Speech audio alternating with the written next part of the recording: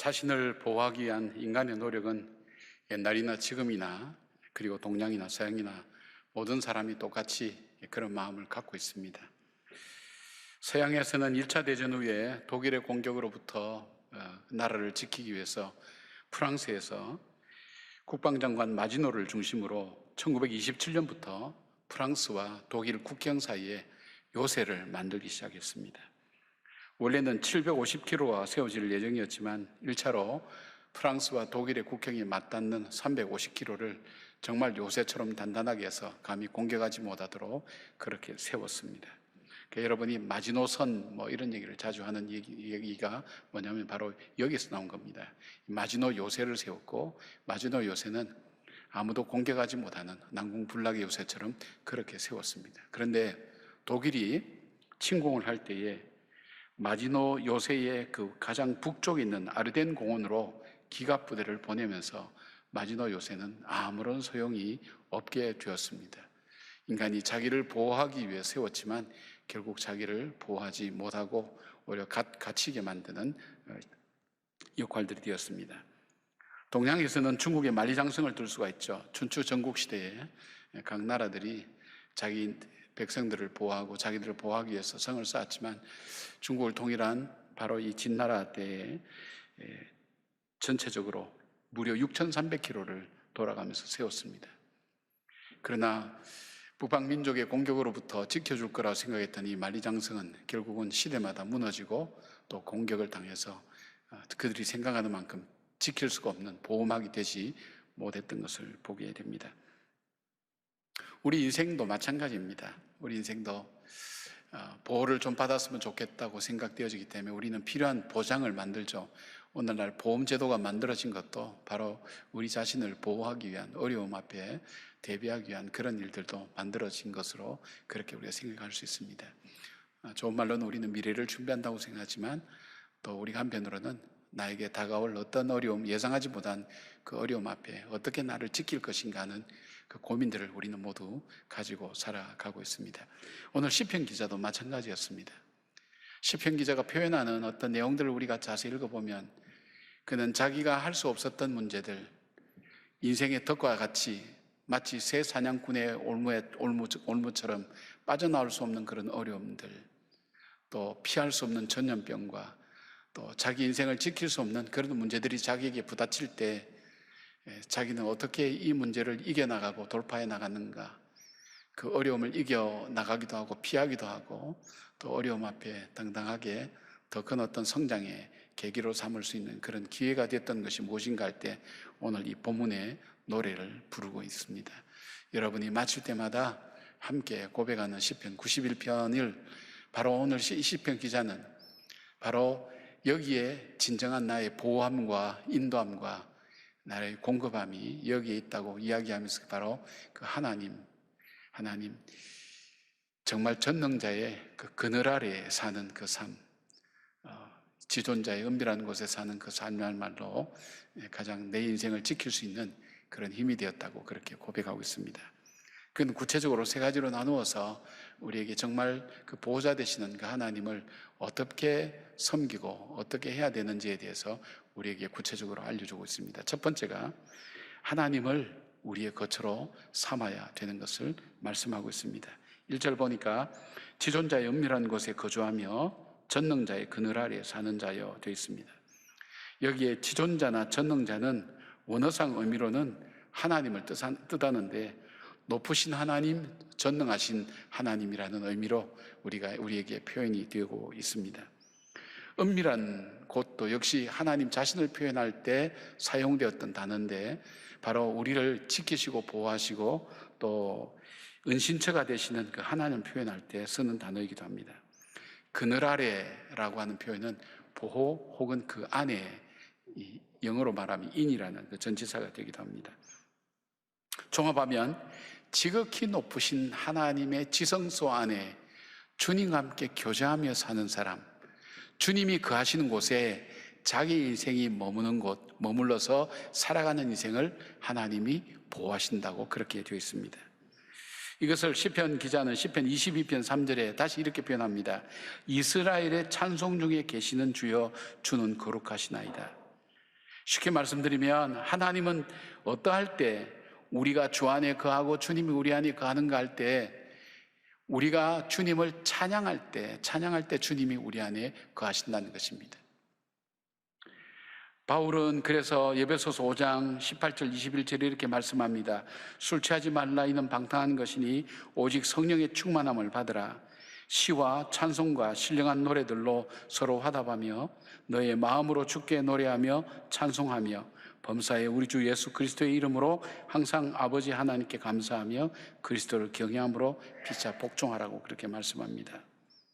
자, 하나님을 거처로 삼는 사는 삶은 하나님을 찬양하는 삶, 하나님 찬양 중에 거하시는 분인데, 이 찬양이라는 의미가 무엇인가 하는 걸 지난주에도 한번 말씀을 드렸을 것입니다. 하나님을 찬양하는 게 뭘까? 제일 먼저 생각할 수 있는 것은 하나님의 존재를 인정하는 것입니다. 여러분, 우리 부모님들에게 있어서 가장 큰 찬양이 뭘까요? 자녀들이 부모님을 가장 크게 찬양이 뭘까요? 우리 아버지는 높고 우리 어머니는 섬세하고 자상하고 예쁘시고, 그런 표현보다 더 중요한 것이 있다면 아빠, 엄마, 아빠와 엄마로 인정하는 겁니다. 가장 큰 찬양은 인정하는 겁니다.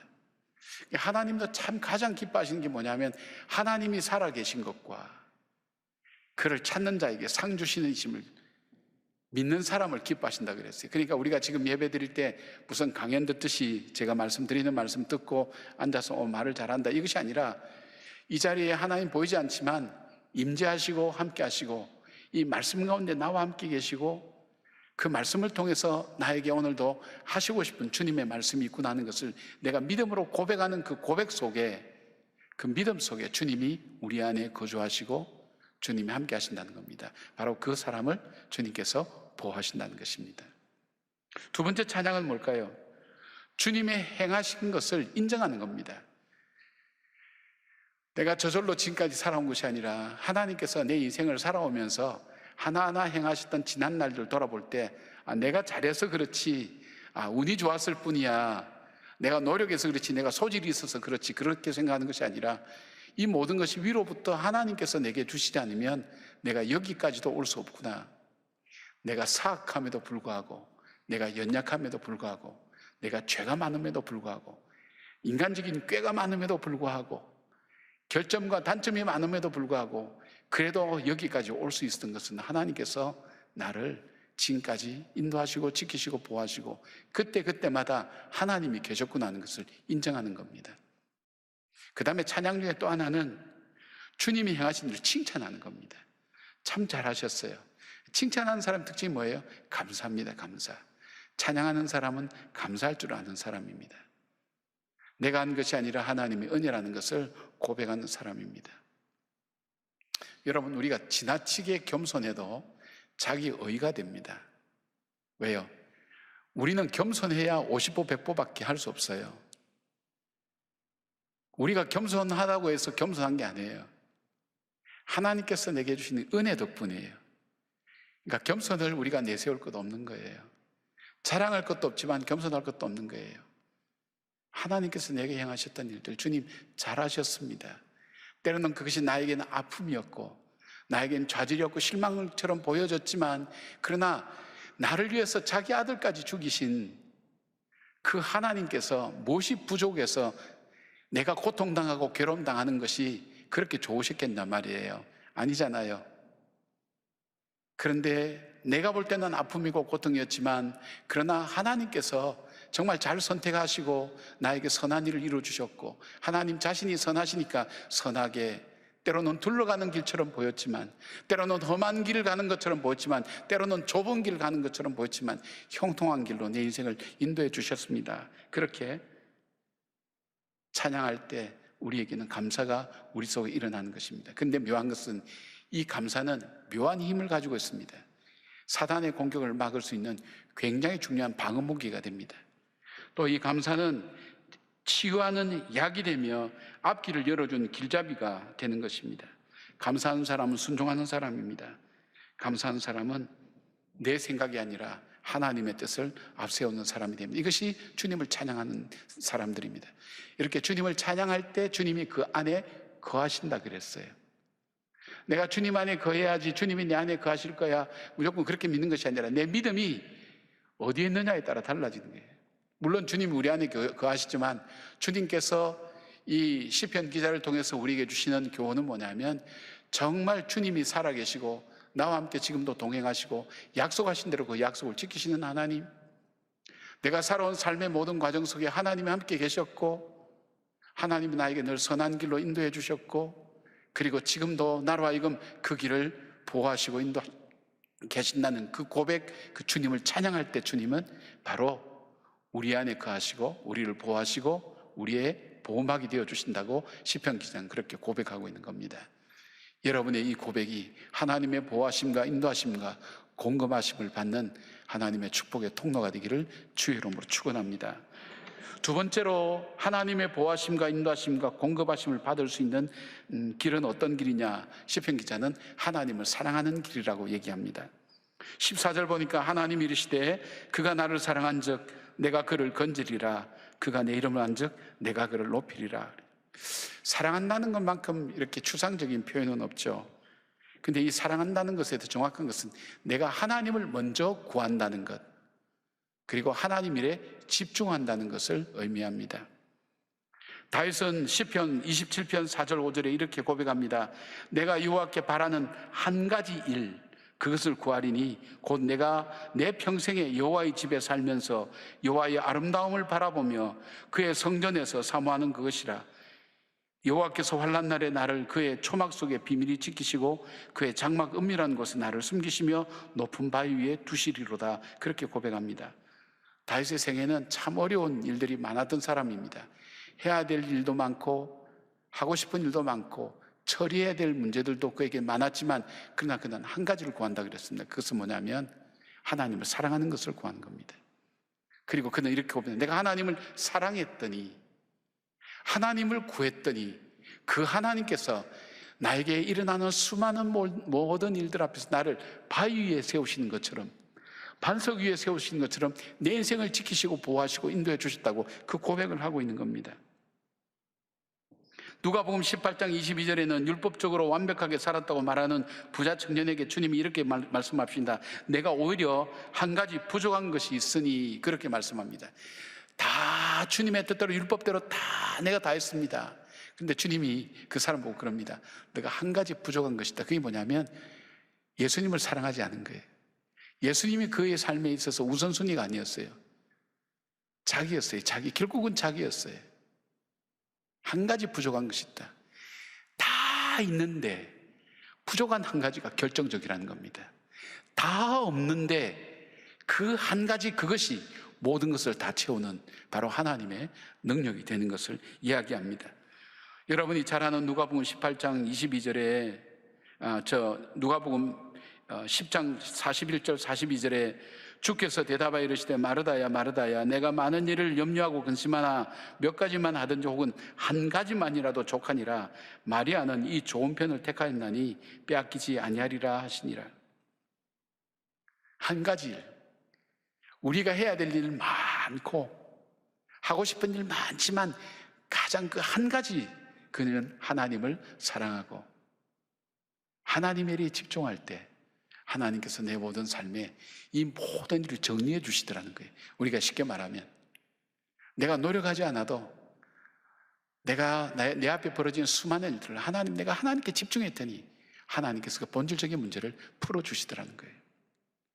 지난 주간 중에 우리 새벽마다 우리 전도사님들이 매일매일 바꿔서 말씀하는데 그 청소년부를 담당하는 그 전도사님 이야기가 마음에 와닿았어요. 갑자기 예배를 드리지 못하니까 이 청소년을 사랑하는 이 전사님이 이 아이들한테 양질의 어떤 그 말씀을 공급하기를 원해서 생각할 때 좋은 영상을 찍어서 좋은 영상으로 해야 돼서 이분이 사비를 들여서 사진을 한 장 보여줬는데 카메라를 6대인가 그렇게 샀어요. 좋은 카메라를 다 샀어요. 지금 저 사진 찍은 분입니다. 손 나오는 저 사진 찍은 분이 사진도 참 잘 찍어요. 근데 그러다 보니까 자기가 탈진하는 거예요. 내가 왜 내 마음속에 기쁨이 없지? 내가 왜 내 아이들을 참 사랑하고 그들을 귀하게 여기서 잘해주려고 하는데 내 마음이 왜 이렇게 힘들고 기쁨이 없지? 그래서 그가 생각을 기도했다는 거예요. 내가 이것보다 더 중요한 것이 있다면 내가 하나님께 더 집중하는 거다. 자기가 하나님께 더 집중하고 하나님 일에 관심을 갖고 했더니 아이들에게 정말 더 좋고 더 귀한 하나님 말씀이 나가더라는 거예요. 그 고백을 하더라고요. 굉장히 공감했어요. 내가 열심히 내가 원하는 일, 내가 하고 싶은 일 열심히 달려갈 때 그 속에서 진정한 만족이 있느냐? 그런 종류의 유사한 일들이 인생 살면서 환경과 여건 바뀌면서 얼마나 많이 일어납니까? 거기에 진정한 만족이 있었나요? 없었죠. 진정한 만족과 기쁨은 바로 내가 한 가지 일, 바로 하나님의 일, 하나님을 사랑하는 일을 할 때 하나님께서 그 일을 열어주셨다는 것을 말합니다. 사랑하는 여러분, 하나님께서 여러분을 인도하시고 공급하시고 보호하시기 위해서 하나님을 사랑하는 여러분 되시기를 바랍니다. 세 번째로는 하나님의 보호하심과 인도하심과 공급하심을 받을 수 있는 그 일들은 뭡니까? 하나님께 간구하라는 것입니다. 15절 말씀 보니까 그가 내게 간구하리니 내가 그에게 응답하리라. 그들이 환난 당할 때에 내가 그와 함께하여 그를 건지고 영화롭게 하리라. 그렇게 말씀합니다. 하나님은 우리에게 환난을 면해주고 환난이 없게 해주신다고 약속하신 적은 없습니다. 그러나 하나님 믿고 신뢰하고 믿음 안에 살아갈 때 이 환난을 이기고 유혹을 이길 능력과 힘을 주신다고는 약속했습니다. 우리는 인생을 살아갈 때 우리 힘으로 극복하거나 해결할 수 없거나 때로는 이해할 수 없는 일들이 우리의 삶 속에서 많이 일어나고 우리로 하여금 안타깝게 만들지만 길이 되셔서 길을 여시고 진리가 되셔서 우리가 무엇을 붙들고 살아야 될지 생명 되셔서 오늘도 생명력을 주시고 소망을 주시고 힘있게 살게 만드는 것은 바로 하나님께 간구하는 것에 있다는 것입니다. 여기 간구한다는 이 단어의 원형 카라는 부르다, 외치다 이런 의미지만 하나님과 관련되어서 사용된 이 단어가 사용될 때는 부르짖고 기도하다, 하나님께 간구하다는 하나님의 도우심을 구하다는 그런 의미가 됩니다. 내가 응답하겠다 할 때 응답의 원형 아나라는 이 단어는 주의하여 보거나 말에 대답한다는 의미인데 여기에 접속사 와우라는 것이 히브리어의 와우라는 것이 들어있는데 이것은 뭐냐면 그러므로 이렇게 그런 의미가 담겨 있습니다. 그러니까 앞과 뒤가 상관관계가 있다는 겁니다. 쉽게 말씀드리면 내가 저절로 해주지 않겠다는 거예요. 내가 기도할 때 그 기도를 통해서 하나님이 일을 하시겠다는 거예요. 그 뜻이 바로 여기에 담겨 있습니다. 시편 기자가 얘기하는 겁니다. 하나님께 기도할 때 하나님께서 그 기도를 응답하시지 하나님께 주신다고 약속하셔도 하나님께서 기도할 때까지 기다리신다는 겁니다. 에스겔서 36장 37절 보니까 이 말씀이 있습니다. 주 여호와께서 이같이 말씀하셨느니라. 그래도 이스라엘 족속이 이같이 자기들에게 이루어 주기를 내게 구하여야 할지라. 이스라엘의 회복을 말씀하시는 그 하나님께서 에스겔을 통해서 이스라엘의 회복에 대한 얘기를 쭉 하시고 난 다음 마지막 부분에 가서 그래. 그래도 내가 그렇게 준다고 약속을 해도 이스라엘 백성이 나에게 구하여야 내가 주겠다는 거예요. 왜 구하여야 줄까요? 우리 사람은 쉽게 얻어지면 그것이 저절로 나에게 주어진 것으로 생각합니다. 그러나 내가 구할 때 하나님 이거 정말 나에게 필요한 거예요. 그리고 내 힘으로는 할 수가 없는 거예요. 그럴 때 뭘 느낄까요? 정말 하나님께서 주시는구나. 하나님을 알게 되고 하나님을 찾게 되는 거예요. 믿음이 자라게 되고 하나님께 감사하게 되는 거예요. 저는 제 딸에게 우리 가족들에게 얘기할 때도 그런 얘기합니다. 하나님께서 너에게 주신 거야. 때로는 하나님께서 엄마 아빠를 통해서 너에게 주신 거야. 계속 이런 얘기를 했더니 이 아이가 자라면서 조금씩 바뀌는 달라지는 거예요. 첫째는 그 마음속에 감사하는 마음이 들어가고 하나님께 감사하는 마음이 들어가고 자기 환경 속에 섬겨서 남을 섬기는 마음 들어가고 자기 진로를 위해서 공부하면서도 100일 동안 저녁 금식 기도하면서 기도하는 모습을 보았습니다. 야, 이거 참 굉장한 거구나 하는 생각을 했어요. 우리가 이거 얘기하는 게 참 중요하구나. 하나님께 구해라. 하나님께서 구할 때 주신다. 약속했더니 그것이 점점 그 아이의 귀를 타고 가슴을 타고 영혼에 타고 들어가서 자기가 자기의 미래를 위하여 하나님께 기도하는 그 간구하기 시작하더라고요. 저는 확신합니다. 이 아이는 이 간구를 통해서 하나님께서 내 인생을 인도해 가신다는 것을 엄마 아빠가 체험했던 할머니가 체험했던 그 믿음을 고백하며 자기 인생을 복되게 살아가요. 확신한 이유가 구할 줄 아는 사람. 사랑하는 여러분, 걱정하는 것이 기도하는 것 아닙니다. 아시죠? 내가 염려하고 생각한다고 해서 그게 기도하는 것 아닙니다. 우리가 기도하는, 생각하는 것이 다 기도가 되면 얼마나 좋겠어요? 하나님께 구체적으로 구하셔야 됩니다. 간구하셔야 됩니다. 여러분의 문제를 열어놓고 하나님께 간구할 때 하나님께서 하십니다. 미국의 레리리 목사님은 시편 91편을 두고 우리는 이렇게 기도해야 된다고 기도의 예문을 이렇게 만들어 주셨어요. 주님은 나의 피난처요, 나의 요새시요, 나의 하나님이십니다. 내가 주님을 신뢰합니다. 내가 주님의 이름을 압니다. 주님은 나의 의지요, 나를 거룩하게 하시는 자이시며 나의 평강, 나의 치료자, 나의 공급자, 깃발과 목자시며 주님 항상 내 안에 충만히 내재해 계시는 분입니다. 이 91편을 가지고 우리가 종합하는 기도가 그겁니다. 이 미국의 신학자며 목회자인 제임스 몽고메리 보이스 목사님은 시편 91편 속에서 하나님 우리에게 약속하는 것이 세 가지다. 첫째는 위험 중에 있을 때 보호하신다. 간구하는 자에게 위험 중에 있을 때 보호하신다. 두 번째, 환난 중에 기도하는 사람에게 응답하신다. 내가 뭔데 그 하나님께서 내가 기도한다고 응답하시겠어요? 그 주 안에 사는 사람, 주의 은밀한 곳에 거주하며 지존자의 은밀한 곳에 거주하며 그 그늘 아래 거하는, 전능자의 그늘 아래 거하는 그 사람에게 주님이 고난당할 때, 환난당할 때, 기도할 때 응답한다는 것입니다. 세 번째는 하나님의 만족, 하나님의 기쁨을 구하는 사람을 위해서 구원하시고 장수하게 하신다는 것입니다. 이게 하나님의 약속입니다. 그러면서 다음과 같은 스펄전 목사님의 이야기를 이어서 정해주고 있습니다. 유명한 설교자 스펄전 목사님이 런던에서 12개월간 1년간을 머물면서 복음을 전할 때 1854년도 콜레라가 유행하면서 많은 사람들이 전염병으로 아프고 죽어갔습니다. 목회자니까 마음의 안타까움을 가지고 아픈 사람을 찾아갑니다. 그리고 낫기를 위해서 기도를 간절히 하는데 그 사람은 죽어갑니다. 하루에 2사람이 죽어서 장례식에 가기도 하고 병원도 가기도 하고, 이것이 계속 1년 가까이 되니까 너무 지치고 탈진하는 거예요. 나는 기도해도 응답도 되지 않고 낫기를 위해서 기도했는데 낫지도 않고 죽어가고, 이런 것들이 자기 속에 들어오면서 어느새 자기에게도 그 죽음에 대한 공포와 이 전염병에 대한 두려움이 자기 마음을 찾아왔습니다. 어느 날 그도 지친 모습으로 터덜터덜 그 집으로 돌아오는 길에, 아마 여기 그 책에 보니까 도보 로드라는 곳이 있다고 그러는데 아마 집 근처인 것 같아요. 그 근처에 구두방 그 창문 윈도에 글이 있어서, 그 주인이 써놓은 글이 있어서 그 글을 읽어봤다는 거예요. 그 글의 내용이 이겁니다. 내가 말하기를 여호와는 나의 피난처시라 하고 지존자를 너희 거처로 삼았으므로 화가 내 미치지 못하며 재앙이 내 장막에 가까이 오지 못하리라. 바로 시편 91편 9절과 10절 말씀이 거기에 기록되어 있는데, 그 순간 이 스펄전 목사님의 표현은 얼어붙는 것 같은 강한 전기 같은 것이 찌릿하게 오는 것처럼 깊은 영감을 받았다는 거예요. 그리고 집에 와서 바로 적었어요. 그건 이렇게 적었어요. 나는 안정감과 신선함과 영원함의 감동으로 휩싸였습니다. 나는 그 후에 고요하고 평화로운 마음으로 장례식에 갔습니다. 나는 악의 두려움에 사로잡히지 않았고 악이 나를 해치지 못할 것을 믿었습니다. 그 창문에 쓰여진 그 말씀을 통해 나는 하나님의 섭리를 깨달았고 그 말씀의 놀라운 능력을 기억하게 하고 깨닫게 한 그 하나님을 찬양합니다. 그렇게 적었습니다. 여러분, 예배 끝날 때마다 시편 91편 계속하니까 지루하시죠?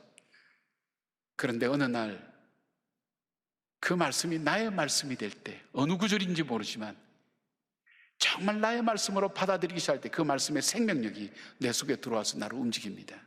나를 새롭게 만듭니다. 이 시편 91편은 영적인 위기의 시대마다 영적인 사람들이 깨어서 기도했던, 그리고 함께 묵상했던 그 말씀입니다. 가장 어려운 시간, 어려운 시대에 그 말씀을 통해서 정말 나의 피난처 되신 주님, 그 보호막을 쌓는 그 귀중한 것은 만리장성이나 마지노 요새를 짓는 것에 있는 것이 아니라 바로 그 하나님 안에 거하는 그 삶 속에 있다는 것을 기억하면서 바로 그 하나님 안에서 주시는 하나님의 보호하심과 인도하심과 공급하심이 여러분의 삶을 지켜주시고 가장 어려울 때 여러분과 동행하시는 하나님의 은혜가 되기를 주의 이름으로 축원합니다. 아멘.